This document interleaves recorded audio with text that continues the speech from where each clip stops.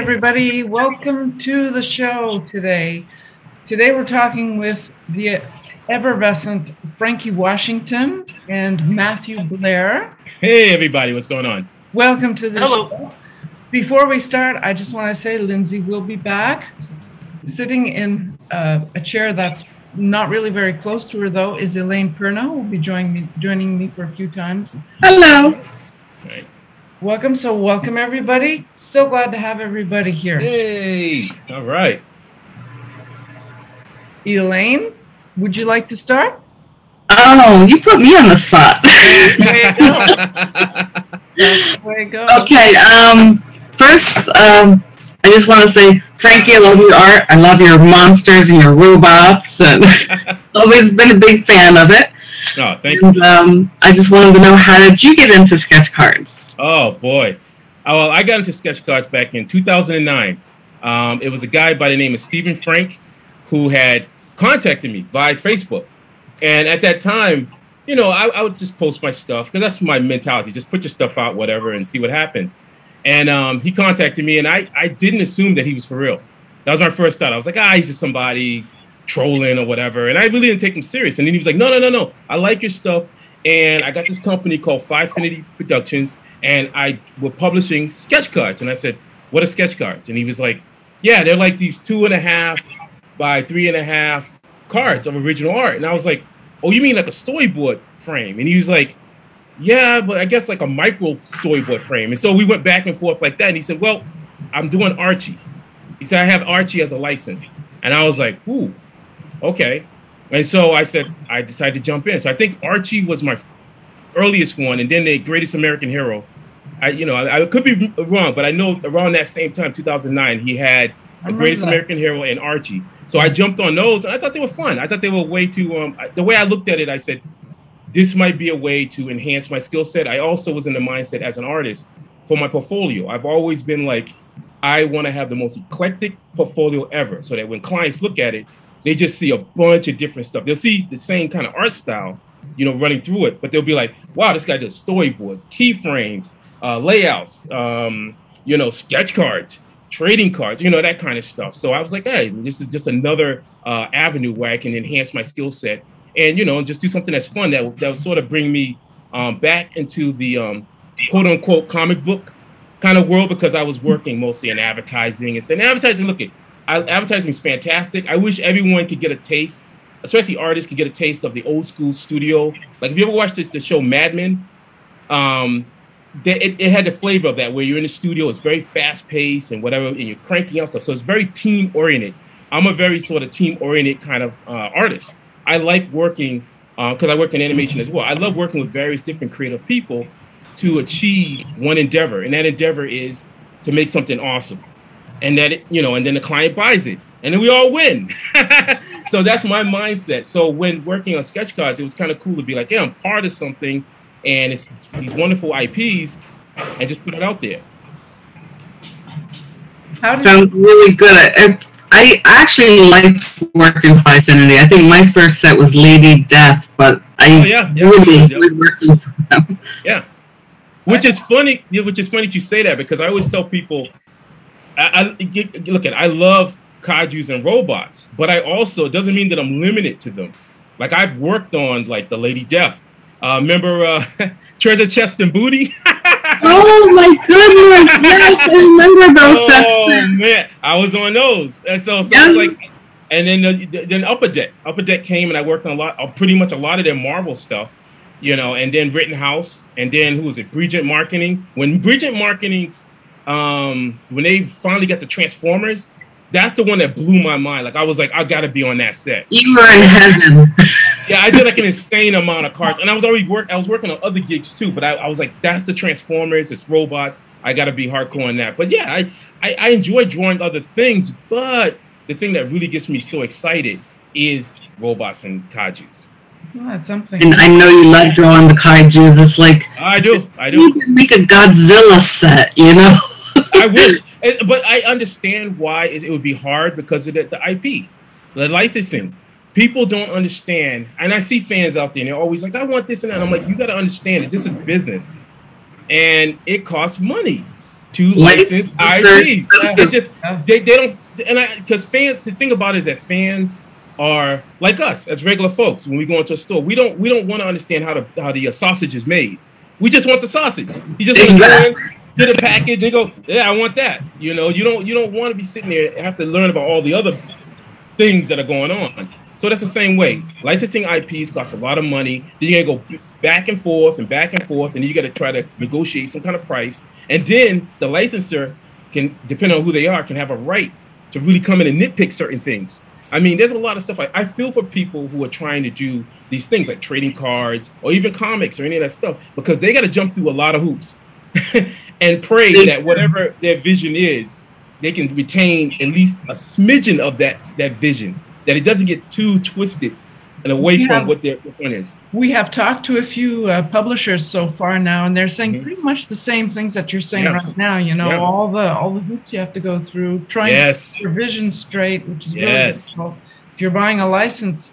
Whereas if you're creating something of your own, you have a bit more freedom with that. Oh yeah, Richard Clark. Oh, Matthew. I'm sorry, Richard. Yeah. I'm sorry. We'll let Matthew introduce himself. Yep. Sorry. Well, hi everyone. My name is Matthew Blair. I'm the writer that's been working with Frankie for 6 years, 7 years. It's been so long. Yes. And it's nice. It's nice to have Frankie as a partner because, like, we're talking about trading cards and collectibles, and I barely come from that world at all. Like, I mean, you ask me about cards, and it's like I know Topps and I know Panini, and that's about it. Yeah. And like, I mean, when I was a kid, I collected Pokemon cards, and I briefly got into Magic the Gathering, but like, my exposure to cards actually came from Frankie. Like, we were, like, last year we ran a successful Kickstarter for a prequel issue of the book we're promoting now.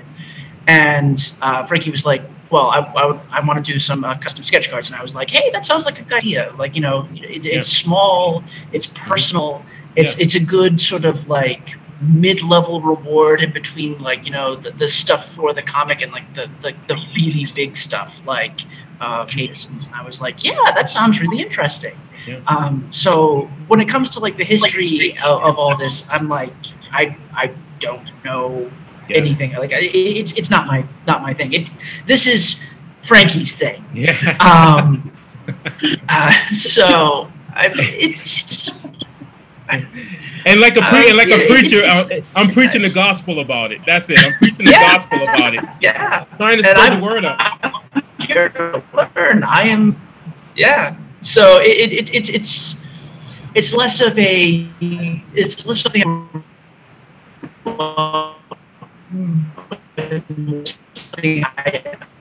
Apologies for this. Sort of learning. It's a lot of it. It's like. We might need you to translate, Frankie. Full size to. But Matthew is the robot in Robotic Kajus. He does sound like a robot. He's transforming right now.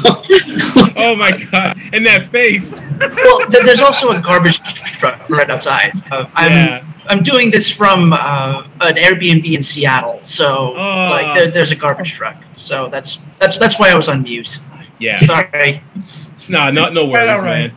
You're doing good. You're doing good. Oh yeah, for sure. Oh, anyway, long story short, it's nice to be involved. It's nice to learn things. Yes, it is. That's a 1000% for that one. Yep. So, are you incorporating sketch cards into what you're working on right now? Are you only working on kaijus and cowboys, or are you still doing a lot of different things? Yes. Oh, okay. Well, no, please go ahead, Frank. Oh, no, good. Frankie. Oh, well, I was going to say yes. For this current campaign, we have a sketch card tier and also a sketch cover tier, just in case people want it, because we're doing blank sketch covers. So actually, people can buy, if they want to just get their own blank variant. That's our blank variant sketch cover. They can actually get their own sketch cover and then draw. We actually want fans to draw our character, you know, and stuff like that. So they have that option, or they can commission me to do a sketch cover. And then, of course, same thing, sketch cards. If you want to commission me to do a sketch card, I'll do sketch card art. I mean, when we did the last campaign on Kickstarter, people had me drawing all kind of stuff, you know, on our cards and stuff. I was drawing, you know, Godzilla and Gamera, and also some, not Clint, was it Clint Eastwood? I think I might have drawn Clint Eastwood. My husband would love the Godzilla stuff. Yeah. I'm gonna have to look into this Kickstarter because I might have to get a commission for him. Well, actually, it's on Zoop. It's on Zoop. You'll have to send me the link. Yeah. This one's actually on Zoop, and we'll definitely talk about why we made the shift from Kickstarter to Zoop. I'll have to check it out because I've never tried that before, but yep. I'll definitely look into it because I think I definitely have to get my husband a nice kaiju. Oh, he loves the giant monster stuff. I have to do the commission.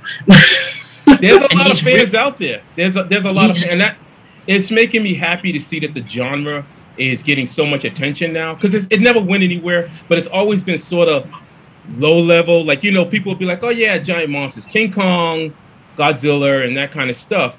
But then Pacific Rim and Cloverfield and stuff like that started coming up, and it was like, oh yeah, there's still, you know, because of the technology, CGI. Now we can start seeing these monsters the way they were trying to envision it way back when.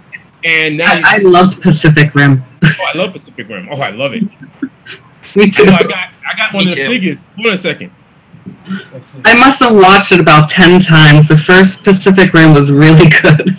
I have not seen it. I feel so bad. And there's a cartoon on Netflix too. It's really good. Oh yeah. There you go. I got tons of figures and everything. Oh, love it. Yeah, I had a coworker of mine at an old job of mine who said they had seen Pacific Rim and didn't like it. Yeah. And I was like, you have no soul.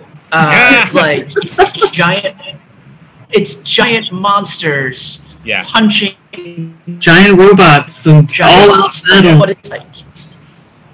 Oh my god. I figure those movies are like Godzilla movies. Nobody really cares about the plots. They just want to see the monsters going at it. Yeah. That's they want to see monsters versus robots or monsters versus humans. That's pretty much it. Well, I've always made my peace with the understanding that there's going to be people out there who don't like pizza. I look at it like that. There's people out there who don't like hot dogs, who don't like chocolate.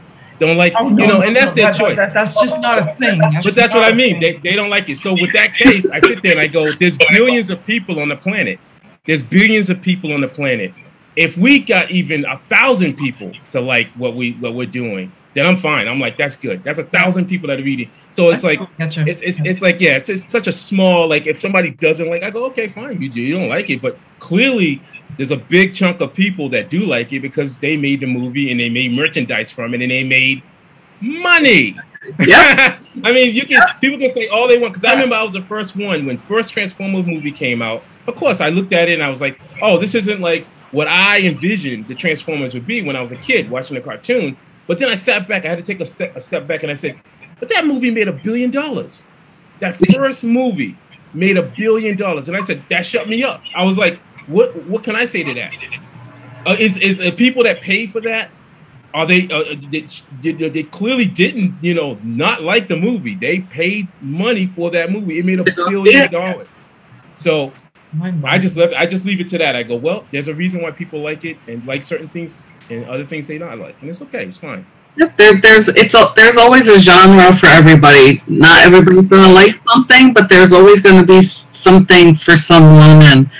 And yeah, we gotta get more people into the kaiju stuff. Well, also, but see, it's also I've been preaching the gospel about sketch cards, and one of the things I remember in Scoundrel, there was a few times where I would sort of chime in, and I wish I can remember my original postings, but I remember I was always wondering why wasn't sketch cards pushing more into comic book, because a lot of the sketch cards that they were doing were comic book related. So I was like, why aren't we reaching out into the comic book field to maybe bring in more collectors, so to inform them and be like, well, look, this is original artwork that you can get from people, and somehow supplement that with something that could work in there. And I always would try to chime in, but there was never, it didn't seem to me like there was this like a desire to really push beyond the sketch card community. It was just like sketch card community, and these certain collectors who, you know, they weren't like an infinite number of collectors. They were definitely a finite, and then they were trying to just stay in that realm. Well, and you know, I think that it's also because sketch cards are really so niche. They are, even now, well, back then it was even more niche. That's what I mean. And it's like so small. I'm starting to see them now. pop up though. They're starting to, because I started doing some stuff with this indie company, and I'm out of the blue. They started seeing it, and you're seeing these people who just genuinely do comic book stuff. They're now adding sketch cards into as part of their reward tiers, and now it's slowly getting there. People are like, wow, we can get original artwork at a small size. It doesn't take up a lot of room. Yeah, it doesn't take a lot of room. There you go, and you know. That's why I collect them, because I could have thousands of cards, but it only takes up a few binders or boxes. Yeah. That's what's making me happy, because I'm starting to see it. You're starting to see indie companies, comic book companies, starting to do, which is wonderful. Creators starting to go out there and do that, and I think that's going to be an interesting kind of dynamic from like the old school sketch cards to the new stuff that's going on. There's an upcoming. There's an upcoming interview that we've got planned with someone who does role-playing games and things like that, and there are sketch cards that are part of the, making it part of the game, which I find quite interesting. That's very good. There you go. Please, Matthew, what did you want to say? Well, I mean, from my very limited experience on this, it feels like there are like two things at play. The first is that there's the collectible card market. Like, you got baseball cards, Pokemon cards, Magic the Gathering cards. Yep. And I think when it comes to like comic book licenses, I think we're still in a sort of PTSD state from the 90s, because like, you know, original artwork and original pages, there's a very robust market for that. So I think that in terms of like, I do think there are a lot of opportunities for like sketch cards when it comes to like comic books. Yeah. But in the mid to late 90s, it was all the artwork, and it was about like the creator and like you know the number one with like, you know, the big moments and all that, and it got so bad it crashed the market. And it's something we're still recovering. Yeah, we're still seeing that too. To this day. We're seeing that in some too now today, which is unfortunate. There's some people that are carrying over that. Yeah. And we're not. But you know, it's. I mean, you know, everything in moderation. Yeah. And I think it's something that, you know, Frankie and I and everyone here understands. But there's gonna be like the bad actors that are just. It's like an R2D2 moment right here. Like, I understand. So what he's saying is that there are bad actors. And my internet connection. Yeah. Well, yeah. But I think that's it's going to be. Yeah, I mean, the message. One of the things that me and go ahead, Frankie. One of the things that me and Matthew talked about was, well, because again, I'm coming from a standpoint of working in advertising, and so when I was sitting in meetings, they always would talk about branding and what's your message, what is the message that you're trying to put out, what is the branding, and that's always stays in the back of my mind, because that's the most important thing. When you step out that door with whatever product you have, you got to make sure that you have a good, solid understanding of what you're saying to the people, because that's who you want them to come and get your stuff. It's either you're gonna say, well, look, I'm putting out a trading card set, and I'm a trading card plus publisher and such. So you come out and you make sure that whatever you're putting out, that you're pushing that as your main thing. And then so that ensures that once it gets implanted in that subconscious of people, when they see it, they go, okay, we know that this person who's doing this, they're solid. They're going to get the stuff to us. The product is solid, whatever, we're going to invest in it. And I think that's what we've been working at, is just trying to make sure that we are putting out something that's going to be something that's it's very old school. We're in the sense of the Bronze Age form of comic book storytelling, where it's much more longer, because we're trying to push for a 12-issue series which is, you hear a lot of people, they only pushing for like short runs, like, you know, maybe 4 issues, maybe even 3 issues. But we're trying to push for a 12 issue because we want people to invest in it. And then also the sketch cards and things like that. Like the sketch cards are just another part of that, in which customer engagement, where I want to see fans drawing the characters on the cards. I enjoy drawing the characters, but it'd be really nice to see fans actually taking a sketch card and then drawing, you know, our protagonists or the monsters on it or whatever. And that's why I love sketch cards too, because you can say, well, there's this artist and creator for the comic, but I own a small piece of art from him because not everybody can afford the pages. Yeah. And, you know, you got a custom made just for you of a one-of-a-kind piece of art. I mean, you couldn't, it's like the best chase card you can get out there because it's not mass-produced, it's one-of-a-kind, that's what I love about them. And if you're adding them into your comic, which is awesome because people can get some of your characters drawn as well, so they can get comic covers or sketch cards, and I love the idea.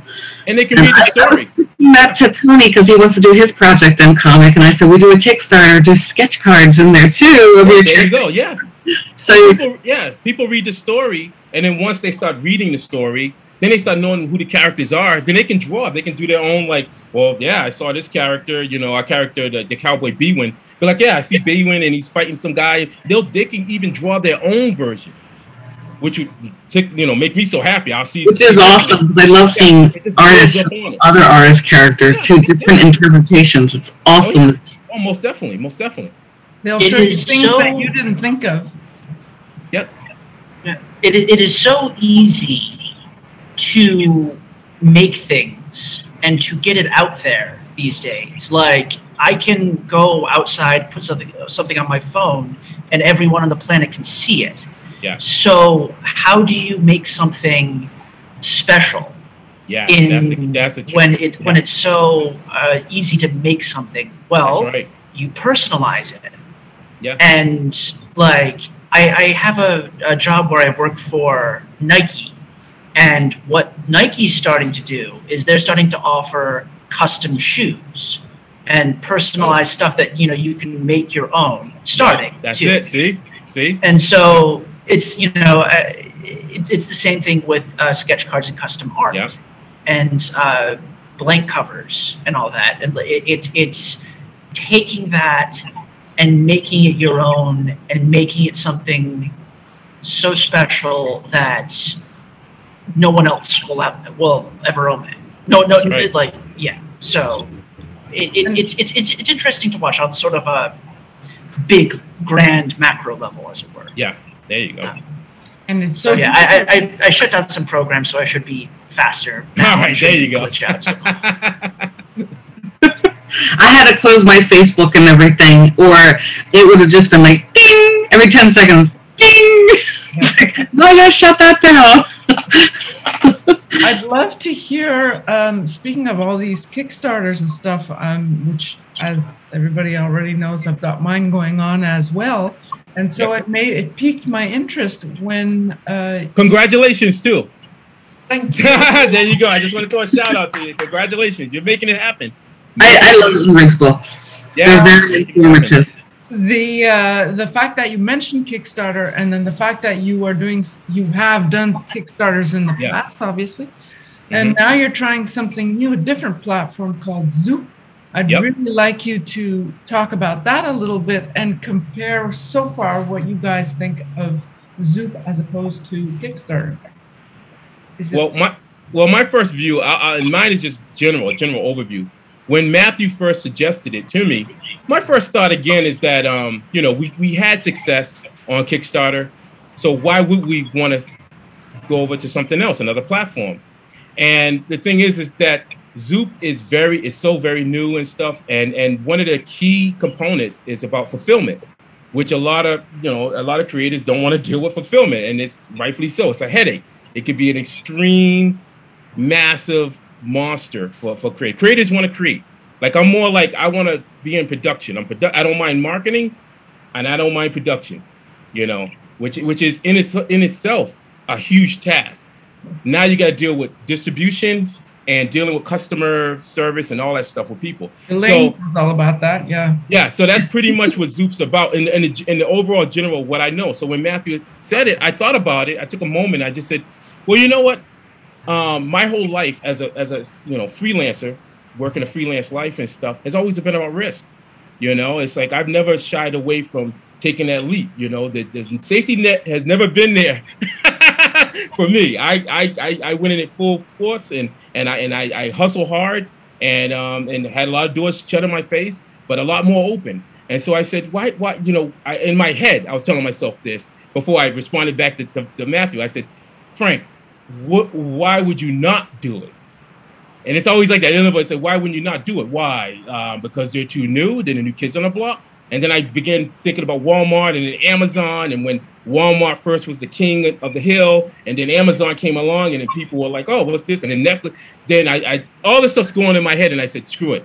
I reached out to Matthew and I said, let's just do it. You gotta take the leap. You don't know if it's gonna be successful unless you try. You don't know. You don't. And that's it. It's kind of fun. It's terrifying, but it's kind of fun. It's exciting. It's exciting. And so, yeah. So. Well, what about all the followers who were with you on Kickstarter? Have they gone over to Zoop with you? Well, I'll leave it to my man right here. Some of them have, and I know of at least two. But another thing about Zoop versus Kickstarter would be that Kickstarter has a lot more freedom. It's a lot more. I'm not going to say freedom. It's more like DIY, do it yourself. Here are the vague parameters. Here are some ideas that you can do, and so go nuts. Zoop, from my experience in terms of setting it up and updating and getting all that done, it's a lot more hands-on. When I was putting the page together, it wasn't here is a blank canvas, paint it as you will. It was here is an asset folder, put all the images you want into it, and we'll take care of the rest. So it's very much like what they're going for is very much take care of the creation and marketing on your own, and we'll take care of the rest for you, which is a take, and it's something that's very interesting, and it's something that I would like to do. I would like to see more of. But yes, the tricky part has been, pitching to people who are fans and pitching to the people who are our audience and saying like, hey, we've got this new thing. Yeah. You're going to have to create an account. You're going to have to put in your information. You're going to have to, put your card in. Yeah. And so it's tricky, but it is starting to happen. Yeah.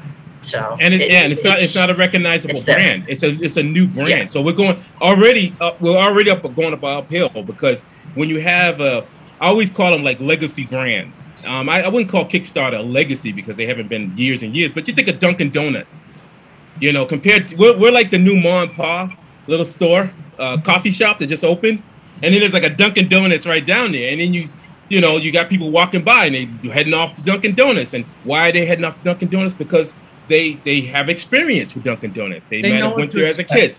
Yeah, they went there as a kid. Mom and dad took me there. They had memories. My mom took me and my sister to Dunkin' Donuts and Munchkins and the memories. And you go there and you start drinking because it's an experience.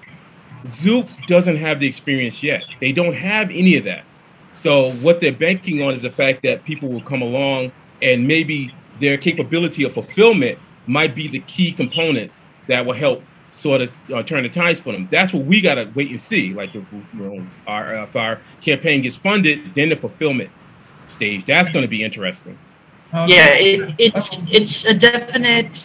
It was a definite selling point for me, because filling and organizing 150 mailers was not fun. But it's we'll see. About that. yeah, it's not fun. It's not.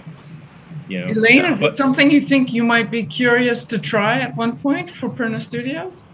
Maybe we're always looking at trying new genres, new advertising markets. We pretty much use Facebook and the forums and Deviant, but it'll be great to find new platforms, and the more you can get it out there, the better.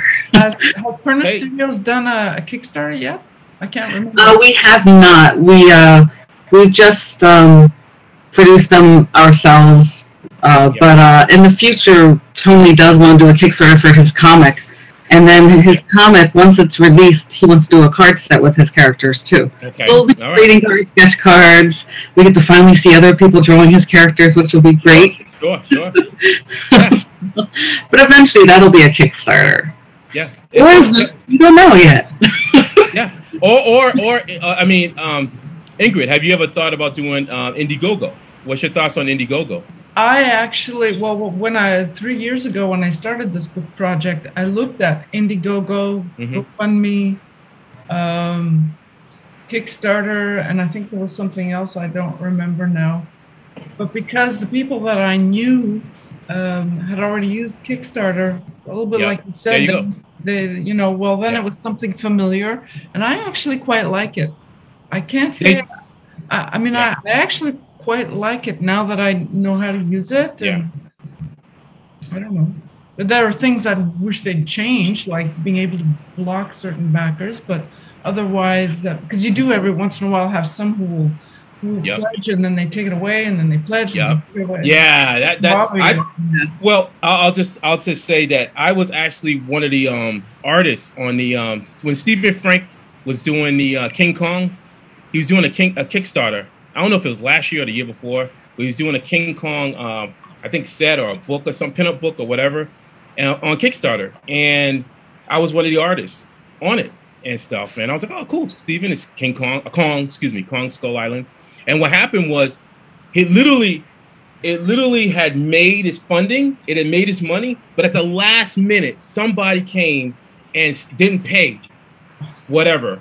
And it killed it. It killed it. Like it was like, I don't know, $100 or something like that. And it killed it. Oh my goodness. And it happened like so fast because it was like literally one moment I was like, it was like maybe the night I was about to go to bed and I looked and I said, oh man, it fulfilled. So I was like, oh, that's cool. I wake up the next morning, I get a notice, it's dead.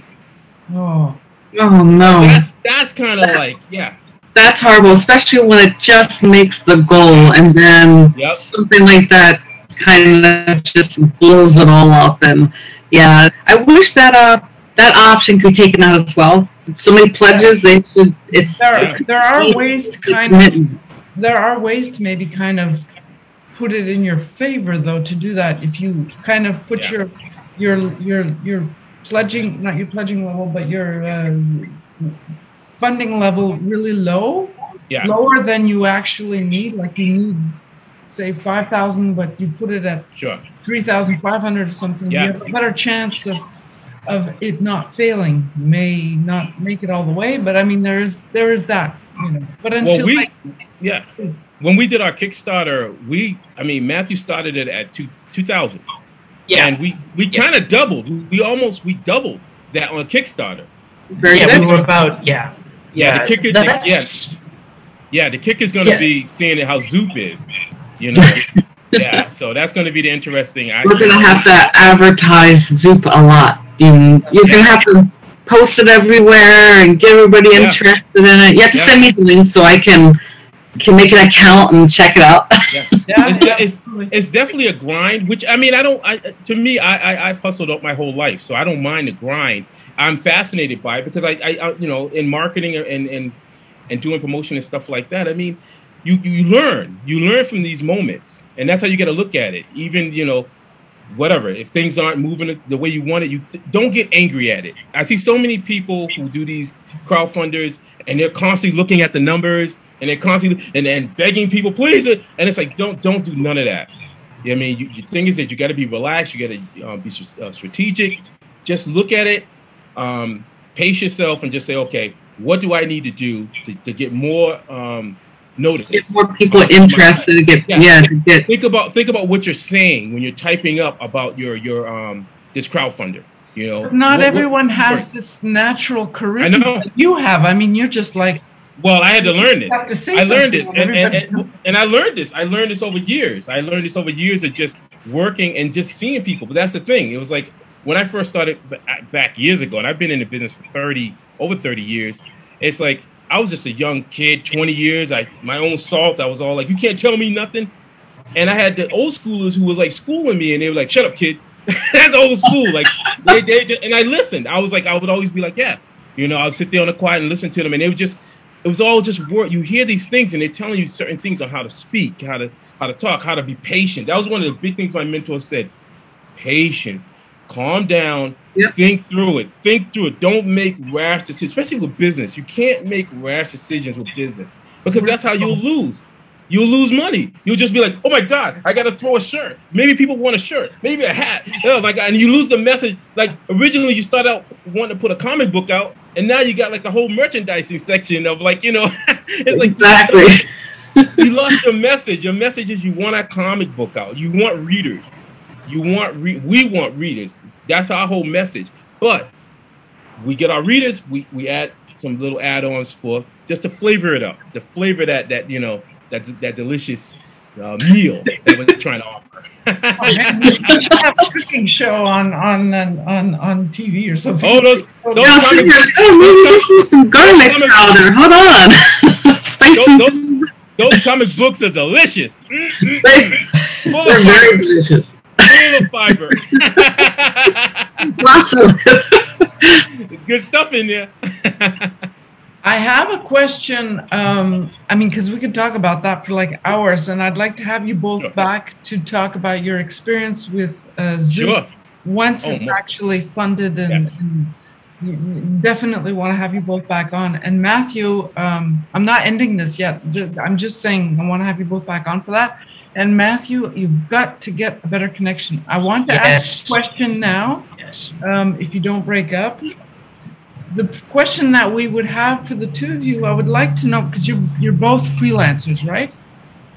Yeah, I'm self-employed. Yes. You're self-employed. How about you, Matthew? Are you self-employed? I am currently working I have separate jobs. This is my side hustle at the moment. Although the goal and dream is to just make this my permanent job. I have no. I know. I have a job that gives me health insurance. I have a job that pays the rent. Yeah. That's valuable. Like, you know, I have and I have that job also allows me the opportunity to do stuff like this. And it's a job that allows me to have these meetings and do all that as well. Like, I work just the weekends, and the rest of the week is mine to do with as I please. Wow. But at the same time, it is not my career. This is what I want to be my career. We've got the Kaiju comic. Oh. There he goes. That I'm working on with Frankie. A couple other projects that Frank and I worked on. I'm still sad about this because I'd love to hear what Matthew actually has to say about that. I also have another book. Okay, I'm really sorry. I would have loved.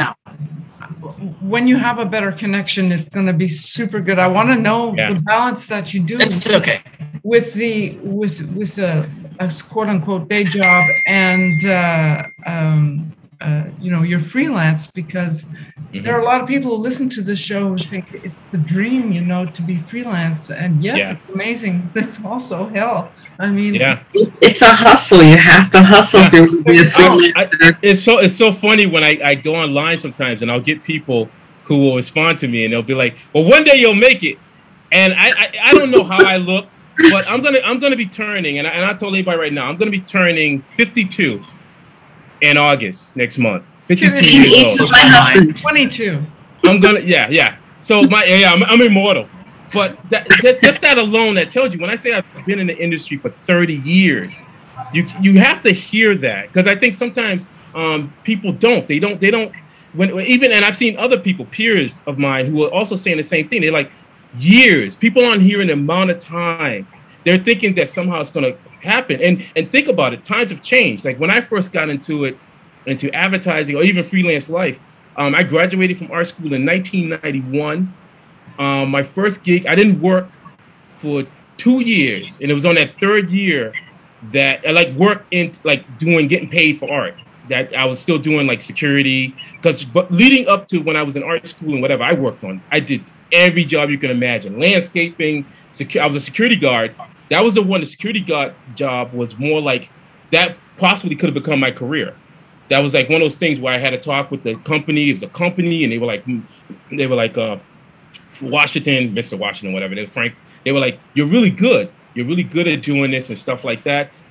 Would you consider taking it to the next level?" Which would have probably been armed security and that kind of thing. It would have been a complete shift. But during that time, I also was going to art school, and I had an amazing sergeant who gave me a talking to. He sat me down. He said, "Washington," he said, "I see you once you do your rounds and stuff. I see you always drawing, you're sketching and stuff like that." And I was like, yeah. And he said, "You go to art school?" And I said, "Yes." He said, "Then what's the problem?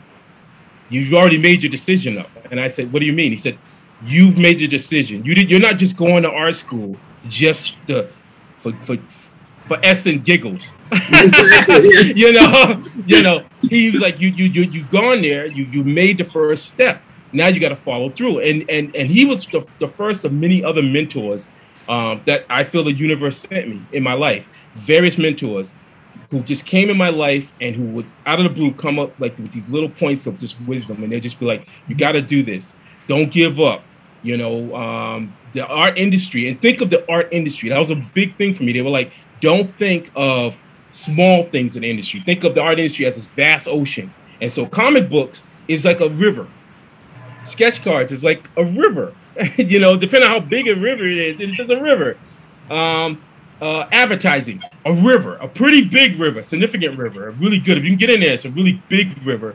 Film, storyboards, TV, toys. I mean, and it goes on and on. People have to think of the bigger picture. It's like writers. I used to sit there when I was in advertising, and I learned a lot from copywriters. Because, again, they were saying the same thing. Like, man, they were like, well, one day I'm going to write the great American novel.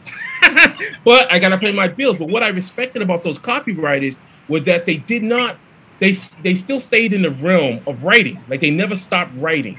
Even though it was for commercials and stuff like that, they still stayed in the realm of writing. So that if the point came that they want to write their novel, whatever it was, they had the skill set.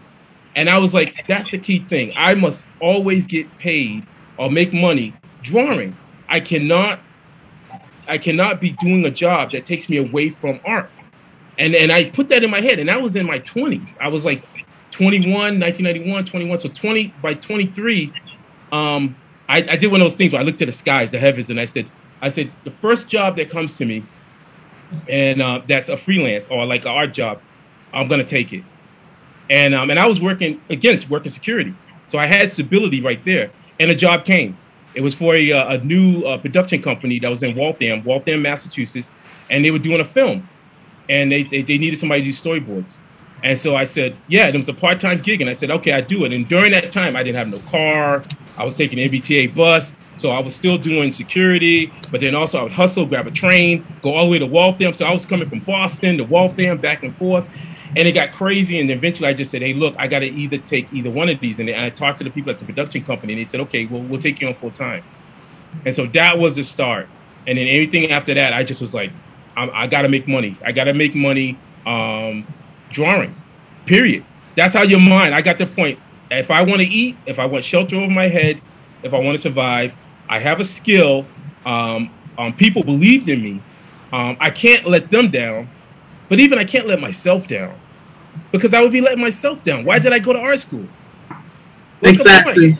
That's how my mind thinks. My mind was always, and I'm very stubborn. Boy, I'm a stubborn person, man. You get me, and I'll smile, but I got a stubbornness in me, man. You don't tell me once I get directed, I'm like, I'm gonna get this done. It's gotta get done. Stubbornness can be very much a quality, in my opinion. Yes. It's a drive.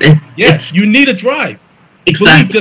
be like, regardless of what, I'm getting this out, but be smart about it. Like I knew that I needed to make work. And during that time of the 90s was great. I'm gonna tell you, for advertising, like I was doing animation and stuff, project. I was always jumping. I got a lot of rejection letters.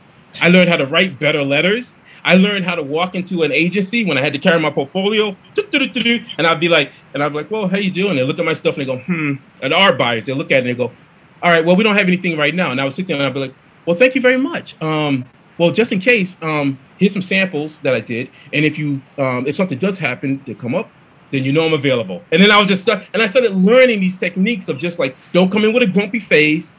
Yeah. Don't come in with these whatever. You got to always be bubbly, not bubbly, but coming in with just a positive kind of thing. Because guess what? A week later, I get a job there. Because they remember that. They just remember. They go, wow, this guy came in and we didn't have any work for him, but he had a big smile on his face. Okay, let's get him in here.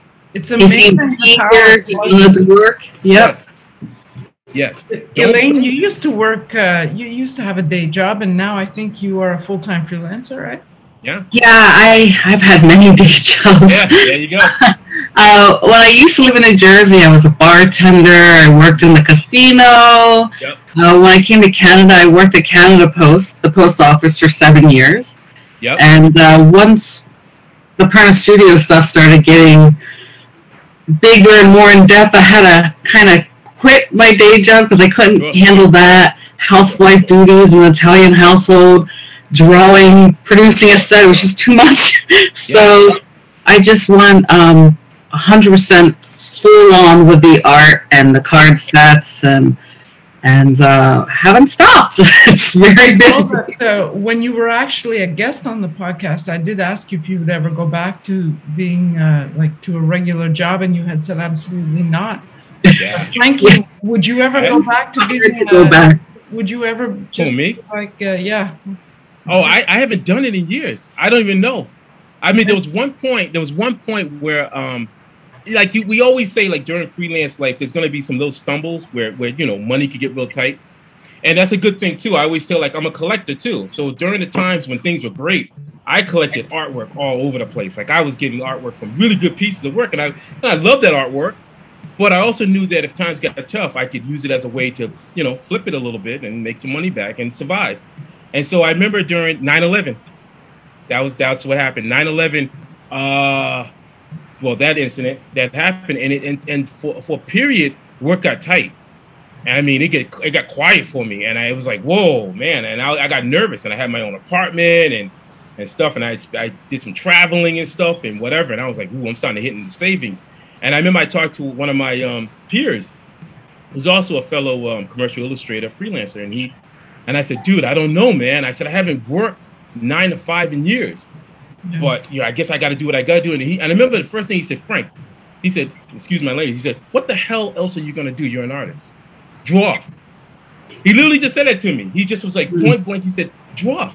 And after that talk, I remember opening up an eBay account, and I started drawing like a madman. I said, I kept telling myself, I just need to get over the hump, because I knew that work would come back. I said, it's going to come back, but I just need to get over this little hump. And I started drawing. I went on eBay. I sold some of my stuff that I had. And I also started drawing images and people buying stuff and whatever. And it got me over the hump. And then things got back. So that's the thing. It's like you can't, for me, I'm a lifer. You hear about those guys in prison, like they can't ever adjust to come out of prison. It's like, oh, dude, this is weird, man. Put me back in the jail. It's like, I'm a lifer freelancer, man. It's like, I don't know. My husband's the same way. He said he can never go back to doing a day job because he just doesn't know if he can handle that anymore. He's so used to doing what he did. He goes, if money ever became tight, I would just draw out 100 personal sketch cards and just start putting them up for sale. And so it's kind of don't like having other people tell you what to do all the time. You prefer to tell yourself what to do. If you can be your own boss, it's always great. You can just be yourself. Yeah. You don't have anybody else doing it for you.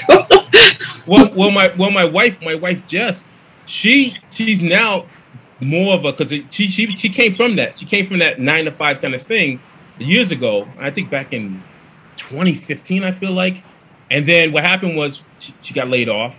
And so I looked at it and I said, well, I said, you know, she liked typing and she liked, you know, writing and stuff like that. And so she went back and got some more. I forgot what degree she got. She's gonna kill me. But anyway, she decided to get into transcription because she was like, oh, I think I can do transcription, and she's killing it now.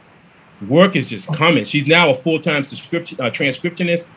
She's doing like law stuff, all kind of crazy stories and things. Wow, like that. That's good. But again, that's a big. I never even knew about it. It's a massive business for people that can do it. You know. That's interesting. I wish we could hear Matthew's side of it. I'm not sure if your connection will hold. I can speak quick. I'll speak quick and keep it short. I never knew I wanted to write comic books until very late in my life. The story I'd like to tell is that I was broke, unemployed, living with my parents, and I was miserable. And I thought, well, let me, you know, I can write a comic book. It doesn't seem that hard. It's very hard. And so I thought, well, how can I do that? What do I need to do to make that happen? Get a job. And so I got a job, and that's when I met Frankie for a webcomic we did called The Secret Lives of Villains. Yes. It's on hiatus now, but you know, we're keeping it in the back pocket. Oh man. And then Love the title. Yeah. And so and then after that I thought, well, let's go to where the comics are. That's either New York, Los Angeles, or Portland. New York's too expensive, Los Angeles was too hot, and so Portland it was. And so I said, I'm going to move. Yeah. And so I did. And then after that, that's where I got the job at Nike. It's manufacturing. Like, I clock in, I work for 12 hours a day, and over the weekends. And so I have my Friday, Saturday, Sunday, and Mondays are not mine, but the rest of it is. And that has given me the time and the tools to write, to learn, and to do what I want to do. So I will probably keep that job for a very, very long time. Unless, of course, like Netflix comes calling and wants to option Kaijus and Cowboys for $1 billion. That's the fun thing. That's the fun thing about these IPs. It's like there's a gold rush right now for these IPs. I'm not saying that I don't think that people should get big heads and immediately think that somehow you're going to get picked up, but that there's a potential depending on if people like it, if you can get it out there, and people can read it, and maybe somebody can latch onto it. I mean, whatever the case, but there's a big gold rush going on right now for content, especially guys like Amazon. Like, I'm seeing stuff that I just read about. Like, there's a novel, a series called Paper Girls, and Amazon. I just found out that they got a show. They got like this series on Amazon. It was an amazing graphic novel, by the way, Paper Girls. If you guys see it on Amazon, it's a great, great story. But I just saw the comic book come out like a few years ago. And they just snatched it up. So they're looking for content. They're looking for they're looking for original content, original art. They want something new. So not all the series are all the same and everything. And a lot of this they don't want to write it all themselves, so they'll take something that's already established and just Well, also another thing too. There's a huge benefit in dealing with a newer IP because you don't have to deal with a lot of hassles like the old schoolers. Like, again, you try to go to Toho for Godzilla, you may have to do a lot of dancing. Dancing feet on and stuff like that. Dancing, jumping through hoops. Yeah, you got to do a lot. But you go to like you go to some small individuals who are just like starting out. Maybe you can negotiate something with them, and be like, okay, us. You negotiate. All right, sure, that sounds great to us. Fine. Wink, wink. We'll do the books.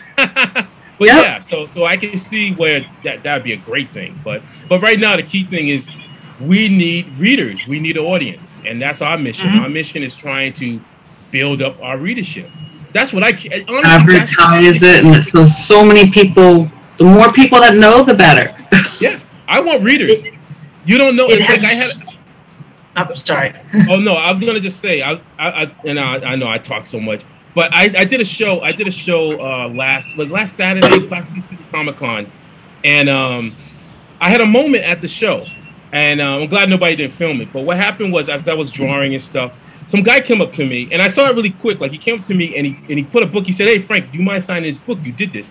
And I looked at it really quick, and it caught me. Like, emotionally, it was a book that I had done years ago, back in the 90s, with another person, a writer, a friend of mine. We haven't spoken in a long time, unfortunately, but it was a book called Brothers in Arms, and we ended up doing 2 issues. And just looking at that book, it hit the emotional side of it.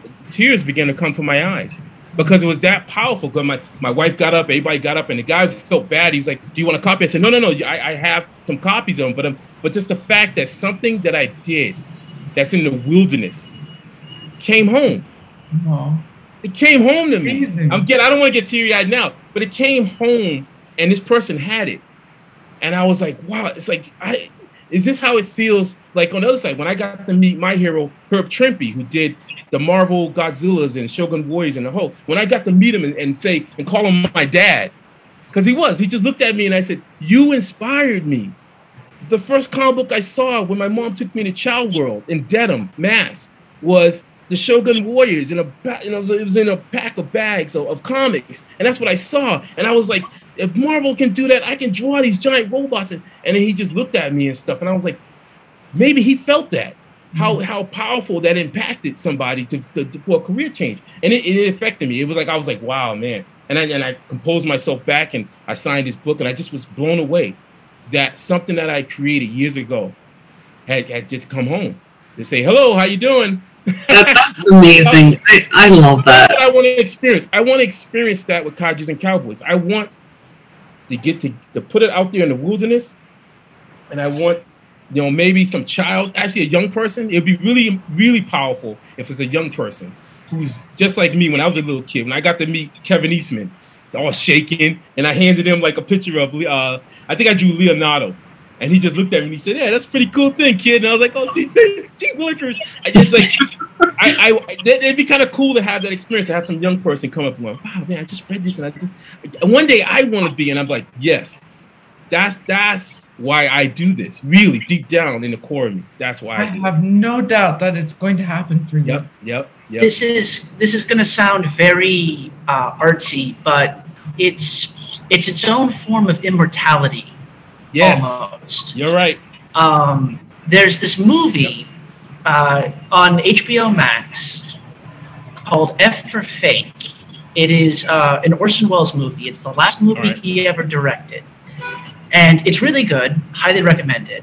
There is a scene, like the whole movie is about trickery and fakery and like how like art and stories impact people. Mm-hmm. And there's this moment near the middle of the film where he stands in front of Chartres Cathedral in France. Okay. And he's talking about how no one knows the name of the people that built this. Nobody, no one will ever, know these people.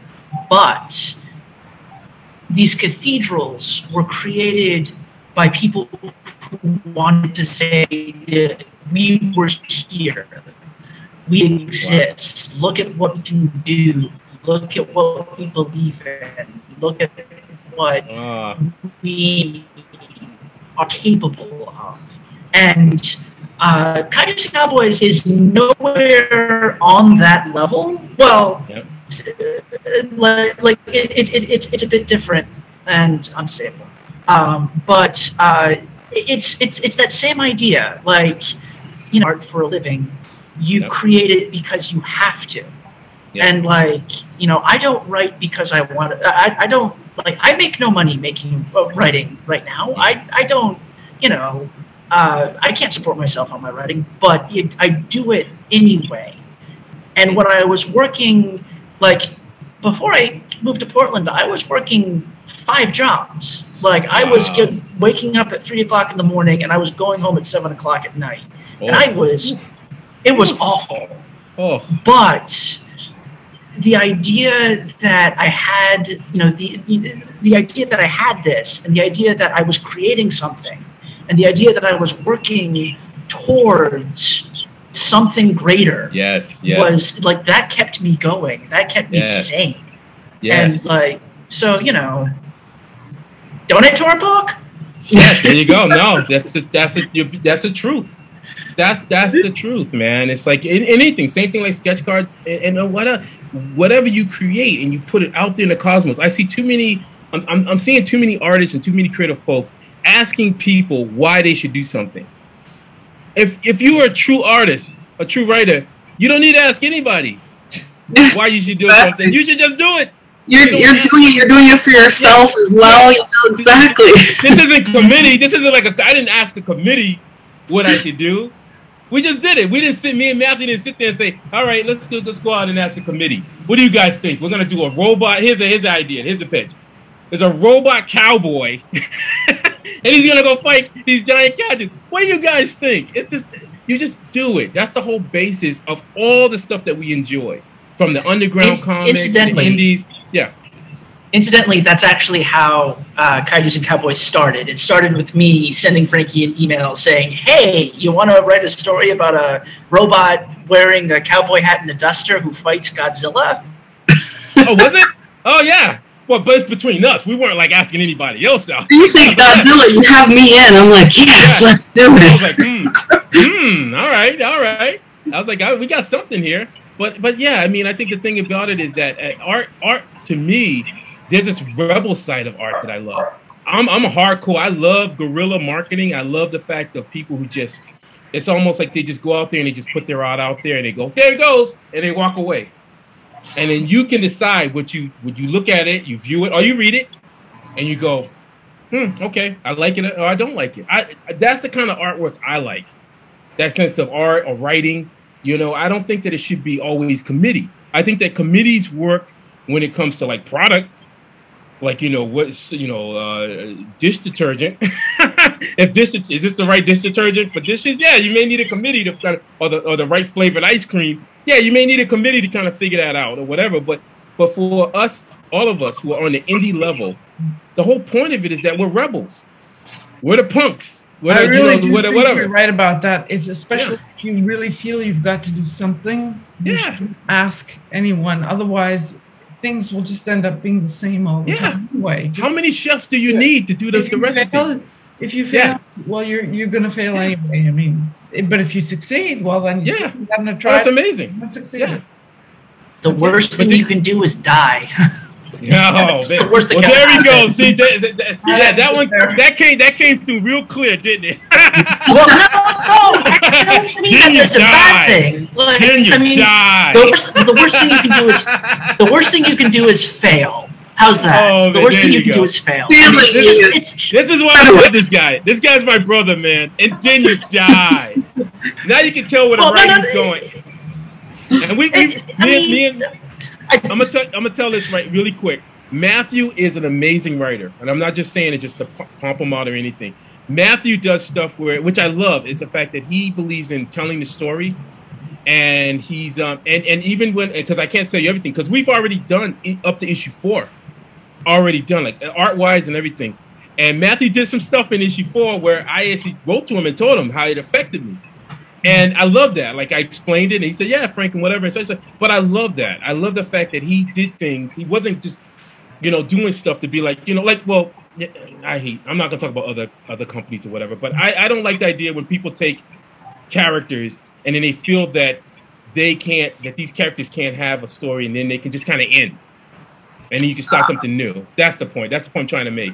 Where you gotta carry on with characters. You just can't kind of just throw them into the dust and the wind and then forget about them. And yeah, I love the fact that there's a story and there's a reason, and then it'd be like, okay, well, cool, we got this segment of the story. Then maybe if things, and again, this is all up to the fans because we're pushing for 12 issues, but we would love to do more issues. That'd be ideal.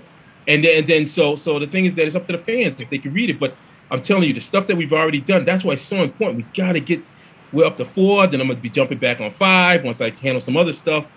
We believe in that old school Bronze Age form of comics, where it's long story, it's addictive because the addiction is through like soap operas. Soap operas were addictive. Why? Because we had to know. I ain't gonna lie. I watched some soap operas, What was it? What was it? That is definitely why they were addicted. Yeah. They could continue. Yeah. It's always like a cliffhanger where you have to know what's going to happen to this character in this issue, and how is this story going to end? And when one story ends, another story starts. They were cool. They were cool until they got crazy.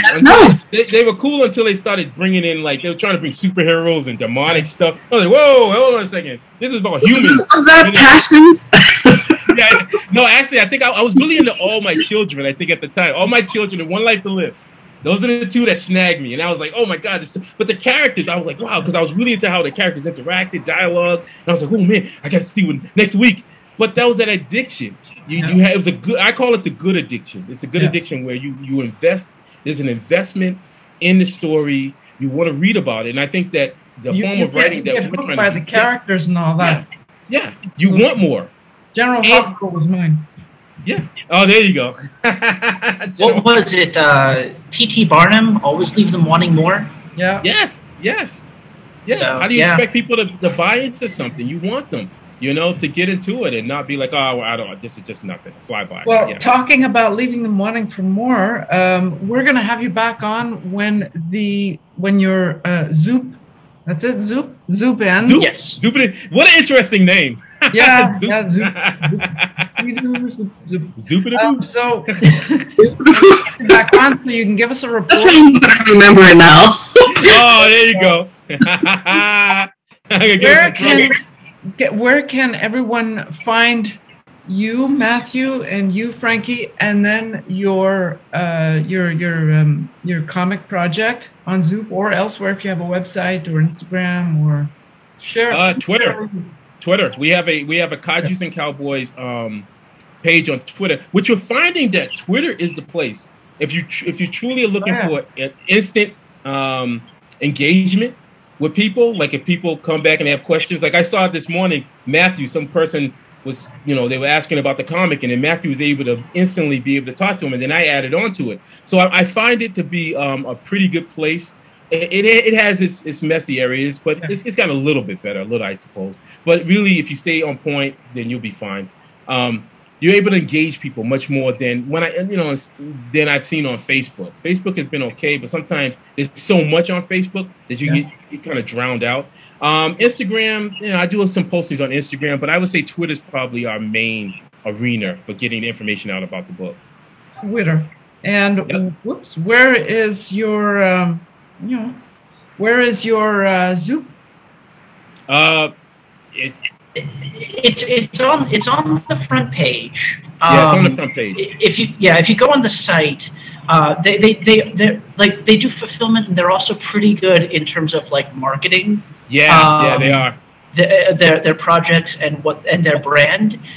So if you go to the top, there's like the featured project, and then you scroll down. There's active projects. Yeah. And then right below that, it's projects that are starting. So you can browse like a lot of the other stuff that they have, and it's some pretty good stuff. Yeah, they have been really good in promoting on Twitter. Yeah. Like they definitely have been really solid. Like they'll be like, this is our new project and whatever. I don't see Kickstarter really doing that kind of stuff a lot. Well, they will sometimes showcase. They will sometimes showcase new projects. Like I was lucky enough with my second book, they actually showcased mine just out of the blue like that. I've never seen them do it on Twitter though.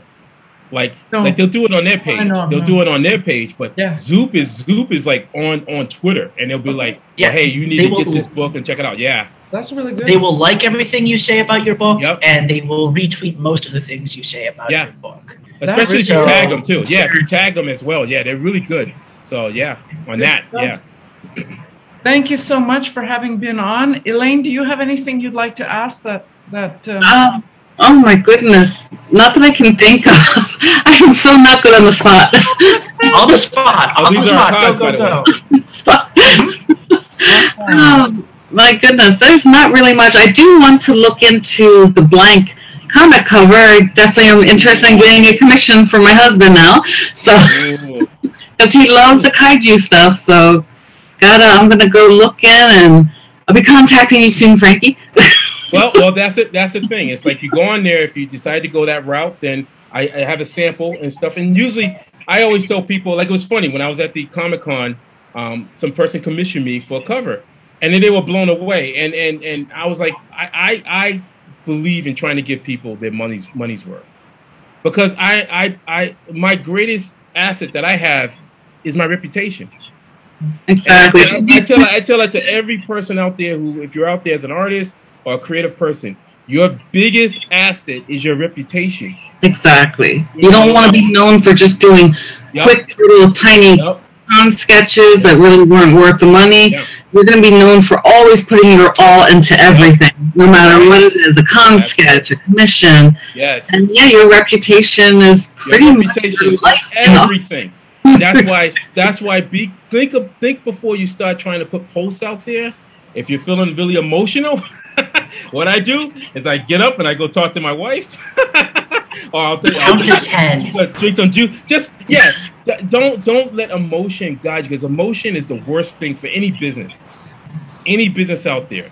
You know, emotions, and calm yourself, get a clear thought. Maybe just don't even answer that day. Come back the next day, and then maybe you can get a clear mind, because you don't want to get in a point where you say something or you react to something, and now you gotta crawl back. Out of anger, and then how you gonna make up for that? And it's just best to be calm, cool, collective. Walk away if you need to. Come back up to your head. It's your brand. Think about it. This is your brand, and the thing about it, we know that we live in a world where that if you something said or so whatever, it can affect your brand. And it could be horrible. And it could be something where, you know, if there's a point that you're like, this isn't me, this is what my brand about, but it can get screwed around. Somebody can just take it and they can alter it and play around. So I just say, just be careful. Calm yourself. Focus on your brand. Absolutely. Get a strategy together and I hate to say it, but a lot of people are out on the witch hunt for something. They want to find something you said bad before, and it's like, you know what? That's getting better. We're getting better at that. Yeah. So all I do is I draw pictures. That's all you see. Everything you'll see from me is that I draw pictures. Look at my artwork. I made sure some of my stuff that I collect and stuff like that. And that's all you need. That's all you need. You know, anything personal, that I got family and friends and stuff I can chat and whatever. That's, you know, whatever. I'm old school. Back then, we didn't have the computer. We had to use the phone. And exactly. You called your best friend. You had to actually go see somebody in person. I don't try to put my personal stuff online either. I try to mostly just be business or fun stuff. If I'm kind of a little angry or upset with an artist or somebody else, I just walk away, turn off Facebook or Instagram, come back later. Do some art. I do art. Exactly, yeah. I do art. I play with my rocks and crystals. Oh, yeah. There you go. I'm such a nerd. To calm down, I'll go into my bedroom and I'll just start taking out stones and I'll just start looking at them and get a bit more focused. And I'm such a weird nerd, but nothing wrong with that. You got to do what helps you get back to that Zen area. Amen. Exactly. Amen to that. If you could permit me, I know it's time to shut it down a little. Oh no! Oh man. If you permit me, I want to hype up the book a little bit, and something along the lines of a old school wrestling promo. Because here's the thing, Frankie has the script for issue 5, and I know what the rest of the book. I know what happens with the rest of the book. I've finished the script for issue 6, and Frankie doesn't know this yet, but we got a big moment coming. Frankie, if you liked issue 4, you will love drawing issue 6. Yeah. And after that, right at the end, we got bigger. It's going to get bigger and bigger and bigger, to the point where, and I stand by this, and I am calling out Toho right now, we are going to put Godzilla to shame. Oh, that's big. That's big. Oh, man. That's very big and very ambitious. I can't wait to see it. I got nothing. And now, so if you want to see that, and if you want to see how it's going, and I will stand by this, I will stake my professional reputation on this. Whoa. Buy our book. Donate. See what happens. It's gonna be You big. will love it. You will absolutely love it. I can't wait. I'm on board. I'm the humble soul. And I did not know about these comics before this session, so now I have to go and backtrack, find these books, and get these there you books. go. And now you have another new fan. And then when I read them and stuff, I get to post about them too. Yep, there you go. There you go. Yeah, Yeah. no, I feel again that me and Matthew, our relationship is, I always say it's almost similar to like Jack Kirby and Stan Lee, where I think Kirby did a lot of Stan Lee would do stories, and then he'll be like, he'll send it to Kirby, and then Kirby will look at it and start to build from it, and then, you know, back and forth. So I'm surprised too when people ask me about a story.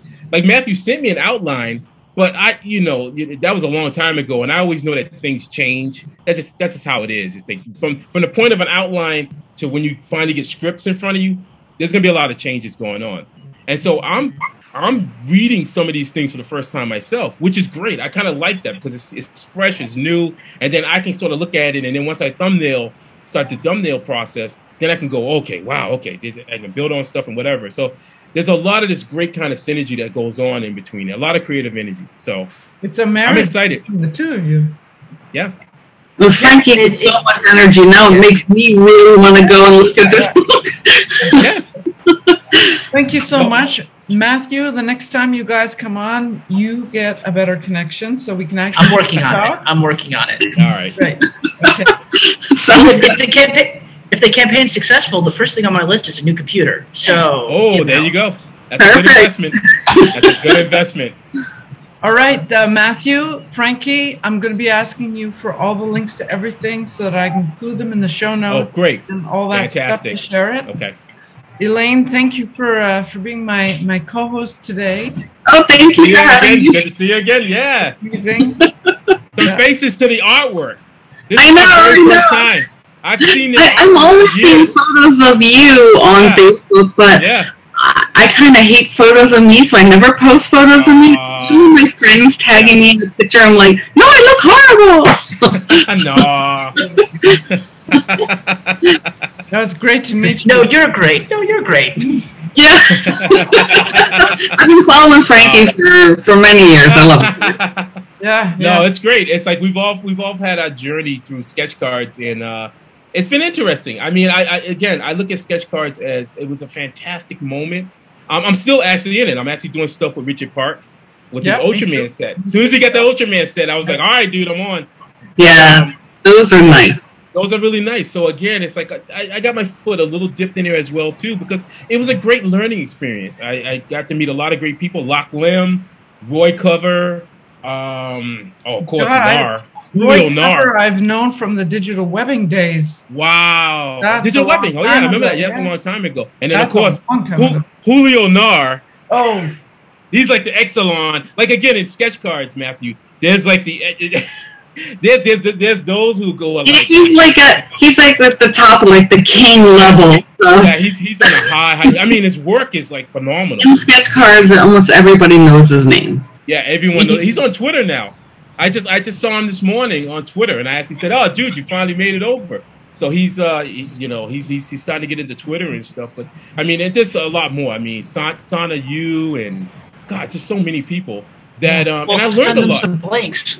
Yeah, I learned a lot from them. I mean, I learned a lot from just looking at the different styles, about pushing my own limits too. Because when I first came in, I was like, oh, this people only want this kind of way, and then I started seeing what the guys like Lock Lim and Roy Cover and even Nar was doing. I was like, ooh, let me see if I can try to fix stuff in there. But you can always produce a small trading card set of your characters from your comic. You can hire artists. You get sketch cards, send them out to artists, see who would like to be interested. Yeah, we got some plans. We got some plans. It would advertise your comic. Yep. Also, in the trading card world, more fans, more people wanting to know about it, and many possibilities. Oh yeah. We definitely got a lot of plans. We've been talking about a lot of these things, but one of the things about it I always tell people is that pace yourself. Be strategic. Strategy is everything when it comes to marketing, promotion, and don't try to rush things. Take your time. That's it. You know, take those ideas. Like I hear those ideas. I got my little Post-it. I go. Yep. Put it down. I'm old school. I have so many notes all around. I have notes everywhere in my studio. Like, post it somewhere. Post it and be like, "That's a great idea. I like that idea." Okay, cool. All right. Yeah. The worst thing you can do is fail, and that's not that bad. Exactly. No. All right. That's what I should. That's what I should have. That's what I meant. That's yes. said that. Okay. Well, it's like we'll let this go. Okay. Because this is amazing. But when we all have good. We could go on for hours just talking about. Oh my God! Yes. Yes. With those cards. Awesome. Trading cards. Yay. Thank you, Frankie. Thank you, Matthew. Thank you. Thank you. We're gonna have you all back on again. This was fun. This was really fun. Yeah. And I'll be contacting you, Frankie. There you go.